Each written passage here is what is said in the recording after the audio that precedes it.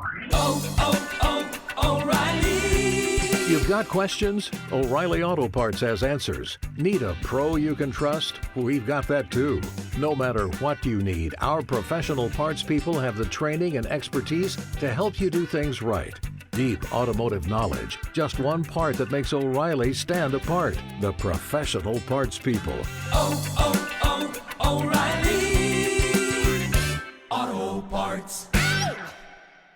Ooh, a spicy question. I because love the it. writing is sort of everything, right? Like you kind of can fix plot holes, but if the writing isn't so some there, readers love that, and some readers are like, "But I wanted more of this." So it's kind of a gamble.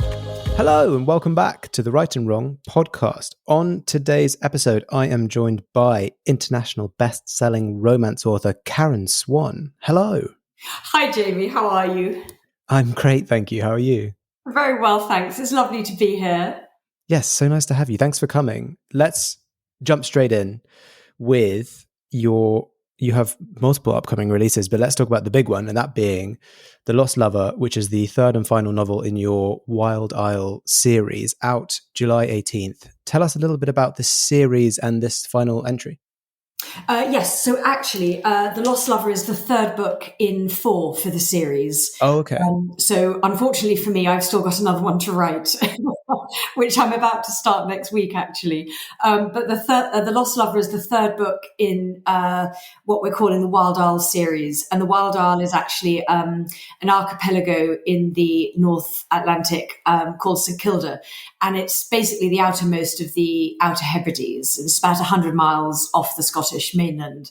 And the islands were inhabited for 2,000 years until the summer of 1930, when the islanders asked to be evacuated. They petitioned the British government for help because basically their numbers had dropped below critical mass.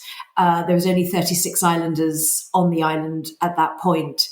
And the reason survival was so difficult for them is that St Kilda really isn't like any normal island. If you went to the rest of the Outer Hebrides, if you went to Skye or Lewis or Harris or Benbecula, you would be able to, get there on a rowboat and drop anchor at a beach and make your way in. St Kilda is entirely different. As I said, it's 100 miles off the coast, so it really is off on its own deep in the Atlantic.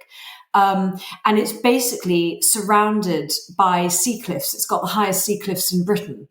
And it's surrounded on all sides by these sea cliffs. And it's only 2 miles long. So if you can imagine that it's got these really, really high mountains in it, and you can imagine the steepness of them if you've only got 2 miles of landmass and then these enormous mountains. And there's really only one landing point on the whole island, which is called Village Bay. And there's an approachway there. And so because it was such it's so extreme geologically, it meant they suffered very high winds. No trees were ever able to grow there or crops. So they've got no shelter in that regard. And because they weren't able to grow crops either, because of the sea spray and the wind and the exposure, the only way really they could survive was by scaling the cliffs and catching the seabirds and living off them and their eggs. So in order to survive and in order to be able to climb these cliffs, you obviously need able-bodied people within a certain age range. And with only 36 islanders, half of whom were old, some of whom were children, you can imagine that there just weren't enough bodies to go round in order to be able to keep the food coming in. And so they had to request evacuation in the summer of 1930. And I just had never heard of St Kilda until I came upon a tiny little mention of it in the Times newspaper one random Saturday morning. And it had this extraordinary photograph, black and white photograph of this group of men staring at the camera. They were quite, I don't want to say feral because I don't want to make them sound like they were wild beasts, but they were clearly lived a very hard, rugged outdoor life. They were very weather beaten, very bearded. And they had these beautiful blue eyes, and they were very arresting. It was a very arresting image. And the headline was 90 years since St Kilda gave up. And it was sort of the gave up that piqued my interest, because I thought, well, why not just say 19 years since St Kilda evacuated, or since they left? And it was only really when I did a quick Google and saw quite how extreme their circumstances were and how difficult it was to scratch out an existence there, that my interest was piqued. That's so interesting. It's crazy to me that that's real, because it sounds like something a fantasy author would come up with in a world building process of their novel, having people scale the cliff sides to sort of catch birds. It's one of those stranger than fictions things. Yeah, it really is. So because the islands were inhabited basically since the Bronze Age, there was actually genetic modification of the St Kildans over that 2,000-year period. And because they would climb barefoot, they actually developed over the generations, and frankly the millennia, to have longer big toes for grip on the cliffs. So it's actually, the St Kildan toe is actually a thing, because, that they, in order to survive, I mean, it was Darwinianism at its simplest, in order to survive, they had to adapt. And so they effectively grew these long toes for gripping the cliffs. But, it is like something out of a fantasy novel. I mean, I'd obviously looked at loads of photographs and books, and I'd found old films, and, you can see it, but nothing really prepares you for that first journey over. There's only because it's a UNESCO World Heritage Site now, there's only a certain number of permits given to sort of operators to be able to go and land in Village Bay. There's only about 6 companies, and they have very small little sort of 12-seater boats. So, obviously they don't want the island to be overrun. So it's very strongly regulated, and you can only sail between May and early September, and because the seas are just too rough the rest of the year. And so you're in this tiny little boat, and out you go, and it takes 4 hours to make the crossing from Skye, even now with these, super duper engines.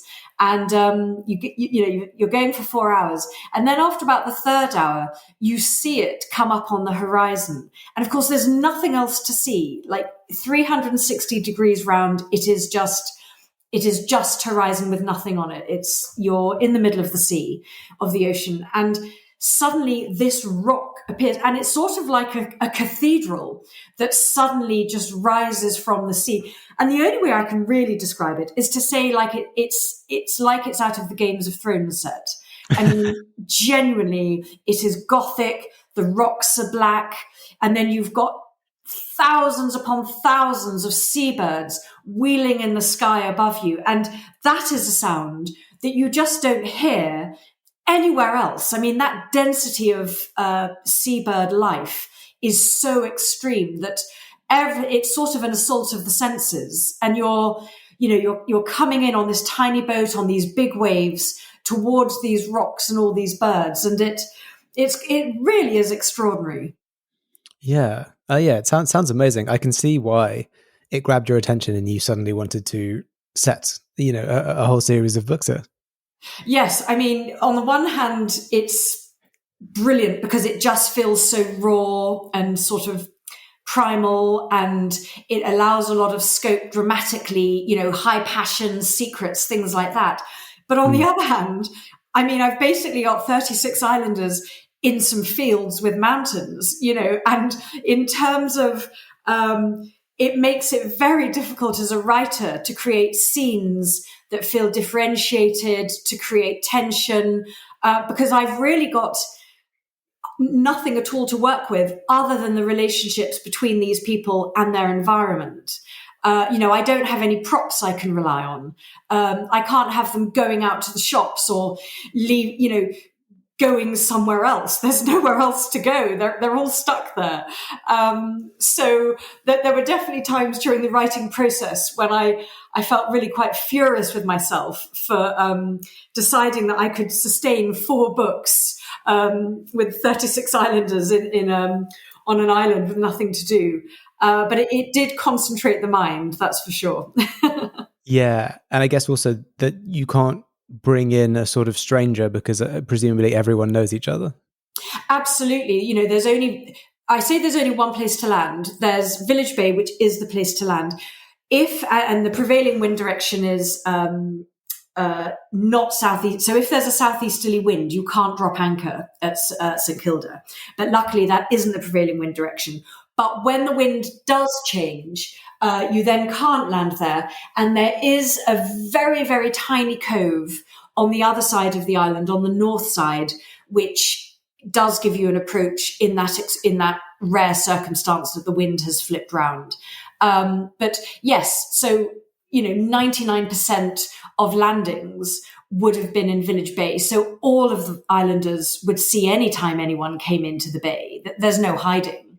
And it's, and also, of course, I couldn't have people coming and going as they pleased throughout the year, because again, you can only get access to the island even now between late April, early May and end of August, early September. After that, the seas are too big and, a big whaling ship could make it, or, the big fishing boats, but certainly not the sort of craft that the islanders would have had or any sort of leisure craft. It's just not viable. Yeah. Yeah, well, that's cool. It sounds amazing. It's such an interesting setting. And before we hop on to something else, I mentioned there were multiple releases. Obviously, the new one's coming out, but also the paperback of book number 2, The Stolen Hours, that is coming out on the 9th of May as well, in case anyone was interested in getting that. I'd love to talk about your books kind of more universally. You've written dozens of books now. Do you know how many books it is? I've sort of stopped counting. I think it's about 26. My husband's an accountant, so he's very good at telling me exactly what I have and haven't done. He has spreadsheets at his fingertips that could tell me anything. So I think I'm at about 26 because I do 2 books a year. So I haven't actually been writing for 26 years, but it's a fairly hectic, intense schedule. But I also do quite like it that way. I think that otherwise I'm more productive if I've got stuff to do. The less I have to do, I just sort of begin to rot. I just sort of sit down and, and I don't achieve anything. It's not like I'm particularly productive in those downtimes. So I've sort of worked out that it's better to just keep busy. Yeah, no, I totally understand. Sometimes it's like the more time you have, the less you actually get done. Is this the first time that you've done a series? Am I right in thinking the rest of your books are standalone? Yes. And oh my God, I've so done it the hard way because I wish there was some sort of book about how to write books and specifically how to write a series. Because I suppose, as with any author, you're constantly learning on the job. And of course, it's very public if you fail. If you make a mess of it and it still gets published, then of course the whole world is a critic and everyone's there to judge you. So it's a difficult thing anyway, being a writer and sort of trying to perfect, your craft, so to speak, as you're going along. But writing a series is a whole other adventure. And with hindsight, I don't think that if I was to do it again, I wouldn't do a series that was contemporaneous. So what I've done with the Wild Isle series is I have a central mystery as to the fate of a man on the island, a very powerful man on the island. And each of the 4 books of the series, each one concentrates on a different young woman from the island. So in The Stolen Hours, the protagonist is Vari McKinnon, and in The Lost Lover, it's Flora MacDonald. And in the first book, The Last Summer, it's a girl called Effie Gillies. And they're all very different. And in each book, we see their life on the island, and each book is split into half of pre-evacuation and then post-evacuation, and we see their lives before and after the island life, but also their own involvement in this central mystery, which ties all the books together. And it's been really interesting to write it in this way because effectively we've got a bit of a murder mystery told from 4 different perspectives. And so it gives you that unreliable narrator feeling of, well, where is the truth? What can I rely on? Because what I've done is we might have a scene in book 1 with Effie in the last summer, and we think we know what we know in that scene. But then in the 3rd book with Flora in The Lost Lover, we see that scene from another character's perspective. And it's either added onto or it's preceded by action before that. Do you see what I mean? We're coming in all the time and giving further context and perspective to things that we think have been established as fact. So it's really fascinating for me, from an intellectual standpoint, to write a book in that way, to keep changing what we think is the truth. It's limiting because it means that if I have written a scene in book 1 or book 2, then in book 3, if I show that scene again, it has to be absolutely, like the dialogue, for example, has to be exactly as it was in the previous scene. So I'm very tied into that. But then, of course, I add on the other character's perspective, there. But it's very limiting. So if I've said it was raining in that particular scene, I can't suddenly come in and it's a blue sunny day. So that's just a really basic way of describing it. But it's a very limiting. It means that with each book I'm writing in the series, I have fewer and fewer options with the scenes that I revisit. And so that sort of restriction means I have to do a certain amount of forward planning, obviously, but it's very difficult to predict 3 books in advance to that level of detail. So it's been challenging, and there have been times when I've literally written a chapter, and then I've gone back to one of the other books and realized that, oh no, I said something in that book, and now that means that this can't stand, and I've had to take it out or change it, and that's frustrating. But it's pleasing when it does all come together.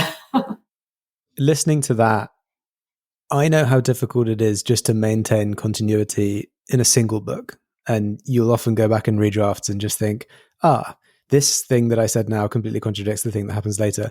To juggle that between 3 or 4 different books must be so complicated. Do you have a kind of like mind map kind of plan somewhere, which just kind of highlights where you can and can't do and go? Yes, I do have a lot of mind maps written down, because those do help me a lot. And I do skim through the other books before I start writing. But still, you can still miss a tiny detail.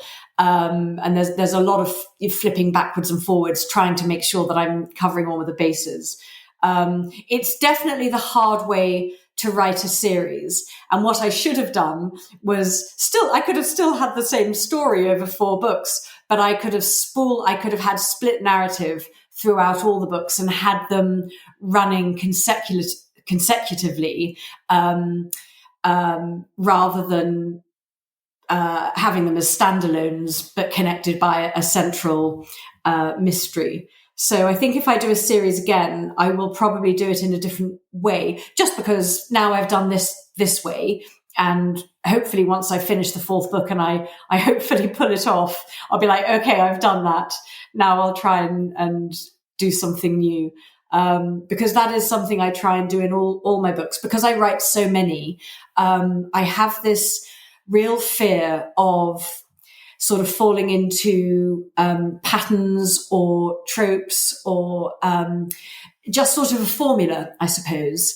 And so one thing that I do just to shake it up for me so that I don't rest on my laurels is I will change the structure of how I do each book. Because I do 2 books a year, I do the summer book, which is currently the St. Kilda stories. But I also do a Christmas book, which is completely standalone. So I will try to either, I might have a past present storyline. I might have a he said, she said. I might have a prismatic experience with multiple narrators. So I'm trying all the time to change how the book reads so that the readers don't feel like, oh, yeah, I've read this book of Karen's before. I want them always to feel fresh. But yeah. I guess that's something with the, and you've written 25 plus books at this point. I guess the more books that you have, the more front of mind it is that you are actively trying not to retread the same ground, to bring a new and original experience. O'Reilly. Check engine light on? Take the guesswork out of your check engine light with O'Reilly Veriscan. It's free and provides a report with solutions based on over 650 million vehicle scans verified by ASE certified master technicians. And if you need help, we can recommend a shop for you. Ask for O'Reilly Veriscan today. O'Reilly Auto Parts. Definitely. And to the extent where I don't like to repeat a name that I might have used, or if I had twins in a book, or if I had, someone died in a fire, or, just details like that, I really try not to repeat. But, obviously at a certain point, when you've written as many books as I have, there's going to get to be a point where I'm going to echo something like a detail or a name. But that's about as far as I'll allow it. I really try really hard to keep them fresh and new. Yeah, I mean, it's obviously something you're very conscious of. So I presume you will actively go out of your way to do that. Is that also something that when you get to the sort of editorial phase of a book, will your editor flag something and maybe say oh, you actually used a similar name, or there was a similar kind of thing that happened in a previous book? Do you know, they haven't, but I think that's just because I've had about 3 editors over the course of my tenure so far. And funnily enough, it comes more from me. So I'll be much more aware that and I'll sort of say to my husband, oh God. And he's like, no one is reading it forensically. No one's going to care if you put twins in book 2 and now you've got them in book 18, And I'm like, yes, but I care, and so I put a lot of pressure on myself with it. And, but because I've had that break in, continuity of care, so to speak, with 3 editors over, say, 15 years, they won't know the entirety of my backlist in the same detail, obviously, that I do. They'll just know the books that they work on. So I sort of have to hold myself accountable, really. Mm-hmm. So you mentioned it's 2 books a year, and you write a summer book and a winter book. Is that, I mean, presumably it's partially to give you time to actually do them because you've picked sort of 2 opposite ends of the year. But is that also an industry thing? Are those the sort of popular seasons? Yeah, do you know, it's sort of funny how the way it happened, and it was all triggered really by the Christmas books, which was that I'd written when I first started out. I had a 2-book contract, and I wrote these 2 books, and they were published, I think, in the January slot. And they did fine. They didn't make the top 10, but they did well for a debut novelist.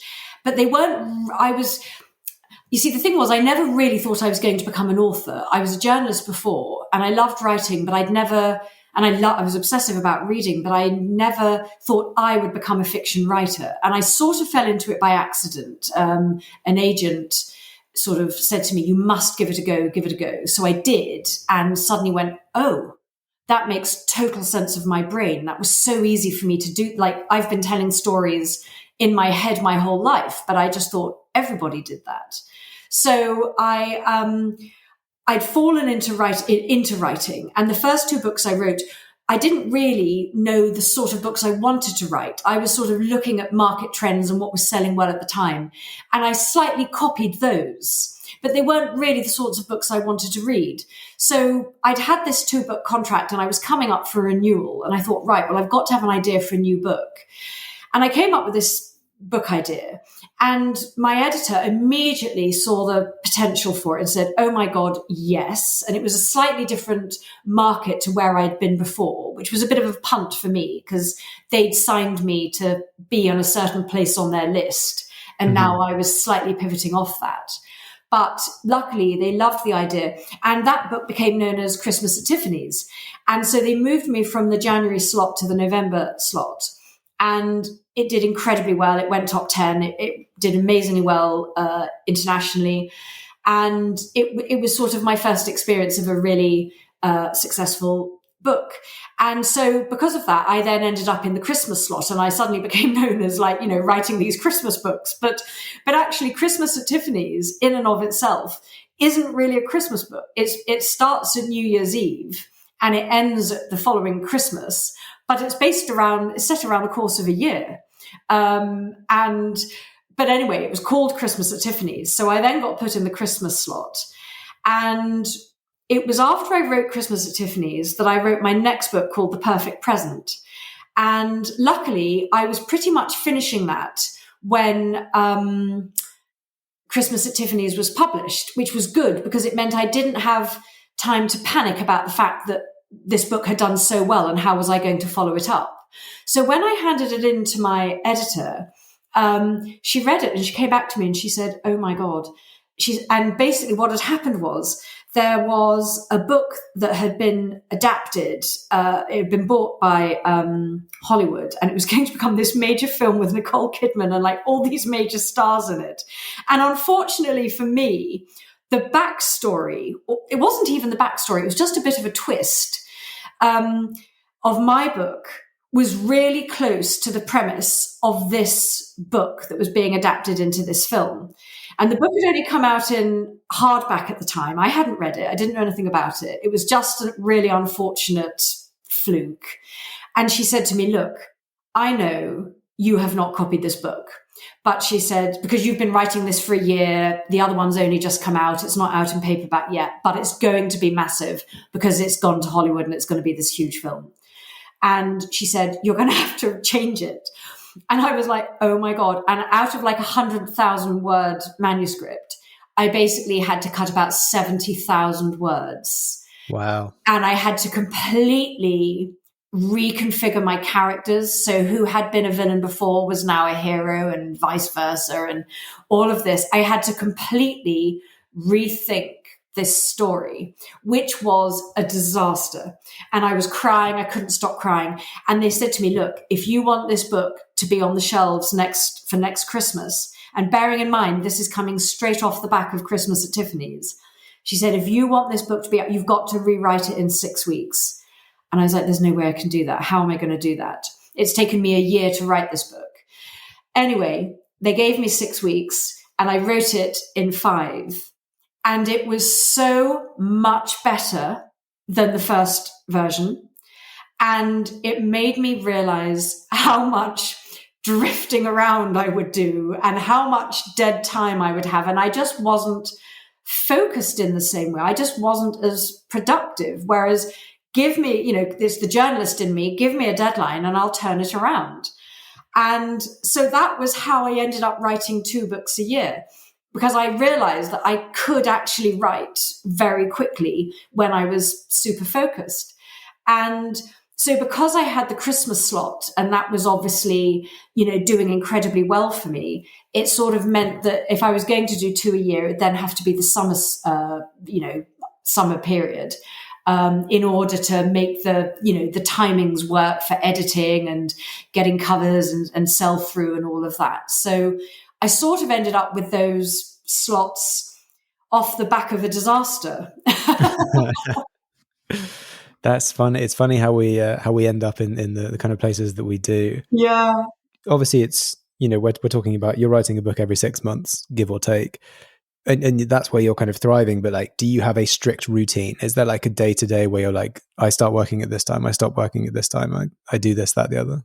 Yeah, I do have to be really disciplined about it. It's easier now because my kids are in their late teens and early 20s. So I'm not doing school runs. Everything is much easier in terms of demands on my time. I'm sort of sitting alone in the house with the dogs. So, my time is my own. I'll get up in the morning, walk the dogs. I live in Sussex in the Ashdown Forest where Winnie the Pooh was written. And so I have these lovely walks every morning. And so I consider that my commute.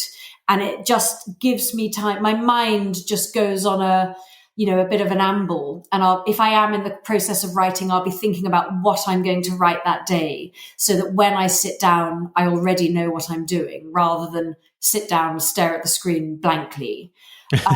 So I sort of use that. I use walking and driving as my thinking time for the books. And then I will really just sit down all day and work.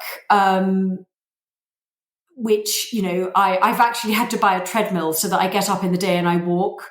I do more walking because I am so sedentary and I think it's really bad for me. So I've bought, and I now insist on doing 10,000 steps a day, just so that I know that I'm moving, because otherwise all I'm doing is sitting down. And I will, when I'm coming in towards the deadline, invariably I have to start working weekends as well.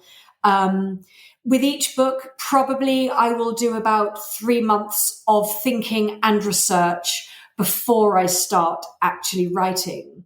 But while I'm in that thinking and researching period, I'm also editing the previous book that I've just handed in. I have copy edits and page proof edits to do. So those will take about 8 to 10 weeks. So that sort of straddles that thinking and researching period. And also in that period, I'm likely to be promoting the book that's just coming out as well. So I've sort of got 3 books in my head twice a year, like that. And once I'm actually writing and I'm sort of clear of the other books, they're edited, all the thinking is done, I'm just writing now, and all the promotion is done. When I'm actually just sitting down and writing, I'll probably, for the St. Kilda books, they take about 3 to 4 months to write. And that's pretty much 7 days a week, because I have to go quite slowly because I'm having to do so much cross-referencing with the other books. Yeah. With the Christmas books, I can write them in 6 to 8 weeks. And I will have I'll have a word count of 3,000 words a day, 5 days a week. And that then means that if I make my 15,000 words a week, then I don't have to work the weekend. And that's sort of my incentive to make that target. And of course, if I do have a bad day at the office and I don't get the words down, then I know I've got to sit at the weekend and do it. But it sort of helps keep me very calm, because it can be very overwhelming. I hate that. The week before I start a book, I feel quite anxious because it feels like a mountain to climb. And you think, oh my God, where for me, the hard bit isn't what do I write about? It's always, how do I tell this story? How am I going to reveal it? How am I coming in on it? And I find that having the structure of saying, I'm going to start on Monday, and I'll put in my diary on the Sunday 15, and then the following Sunday it will say 30, and then the Sunday after that it will say 45, and then 60. And I can literally plot where I will be in the book in my diary, to the extent that if my editor rings and she's like, oh, how's it going? I can say to her, I'm at 60,000 words. I will have finished this book on this date. And I think she finds it a bit freaky that it's so specific, but it actually, by breaking it down into these chunks, it makes it feel much more manageable. I think that if I was to simply go, right, well, I'm going to write a book now, and then just sit down without any shaping, without something to guide me, I think I would lose shape. I would just have good days, I'd have bad days, but I would feel quite chaotic, because I wouldn't know, I would feel at the mercy of the process, really. And I'd be like, well, when will it finish? I just don't know. It'll get finished when it finishes. And unfortunately, my deadlines don't allow for that.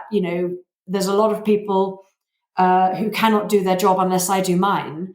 So I have to be able to say, yes, I will get the book in on this date, so that everyone else can do their jobs.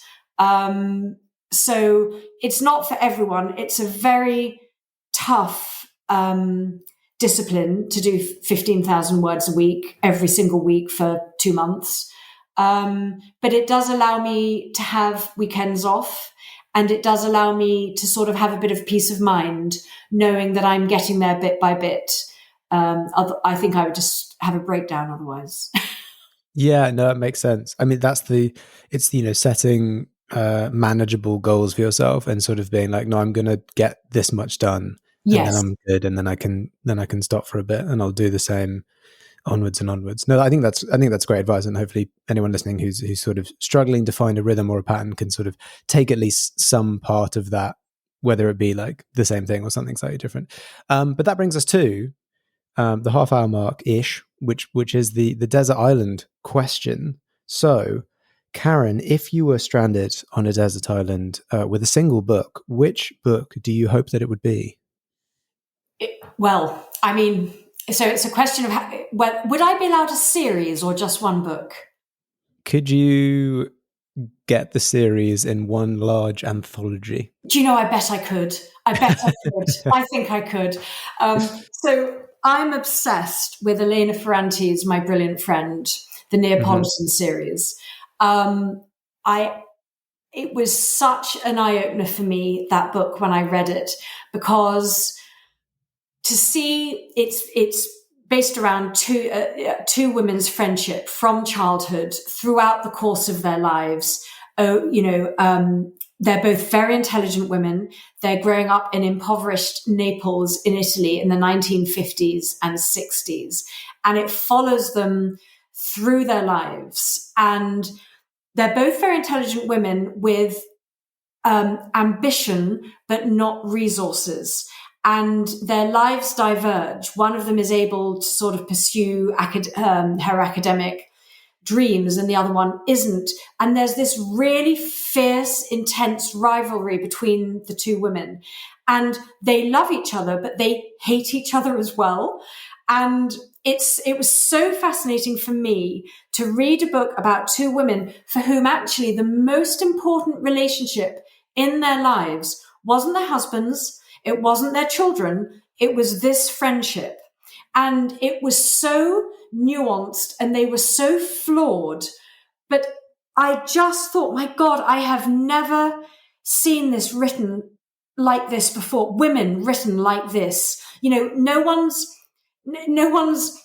an arch villain. It's not about villainy. It's just about flawed humans and the best of them and the worst of them, and fate and circumstance and luck. And I just I could pick it up any day of the week and I would be lost in it again. I mean, there would never be a time when I wouldn't want to fall into that world. And I felt sad that I didn't grow up in impoverished Neapolitan slums. I was like, oh my God. I mean, it was amazing. The BBC did actually adapt it into a series. And when I saw that, I thought, oh no, this is going to be terrible because the books are sublime, that they're not. And actually, I have to say, it is an excellent production. The casting is so on point, and I loved it so much. So if people don't want to read the book, and of course everyone should always read the books, but if they don't want to, there is the BBC series as well. And it's absolutely fantastic. Yeah, I know what you mean. There's every now and again you'll sort of read a book or watch a film or a television series where it's sort of inexplicable, but no matter what role a character plays, whether it's the protagonist or the antagonist, like there's some things where I'll come away from it being like, wow, that was such an incredible story because I resonated with every single character. It's like I was sympathetic to the villains, I was like sympathetic to the heroes, and everyone in between. They felt like real people, and everyone felt relatable. And it's kind of when a story is so well written that every character is a product of their circumstance, and you get it, and you're like, yes, I understand why you made those decisions and why you are the way you are. Exactly. And I think I'm always really interested when I'm a reader, I catch myself, I'm always so prepared to, even in a villainous character, I'm always so prepared to try and be on side with them, to I'm always amazed at how much as readers we will try to forgive, we will try to like, we'll try to go on a journey with them, unless they're presented ultimately as being completely irredeemable.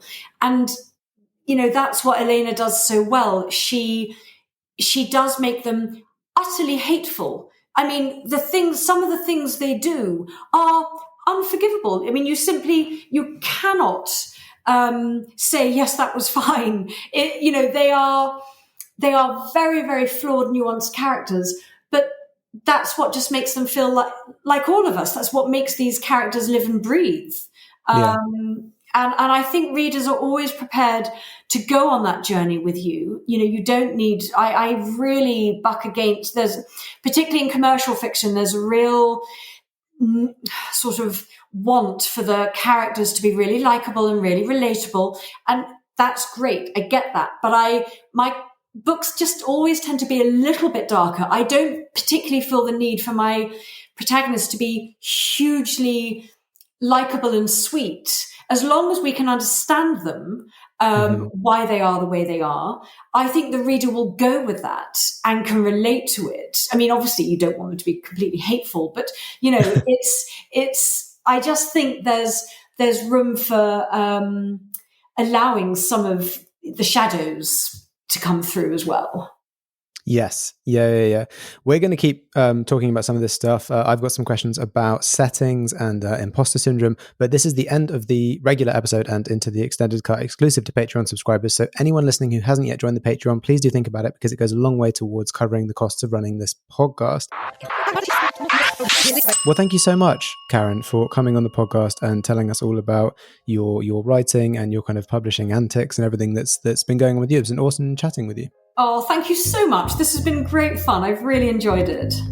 And for anyone listening, if you want to keep up with what Karen is doing, you can find her on Twitter at KarenSwan1, on Instagram at SwannyWrites, and on Facebook at Karen Swan Author. To support the podcast, like, follow, subscribe on your podcast platform of choice, and follow along on all socials. Join the Patreon for extended episodes ad-free and a week early, and check out my other podcast, The Chosen Ones and Other Tropes.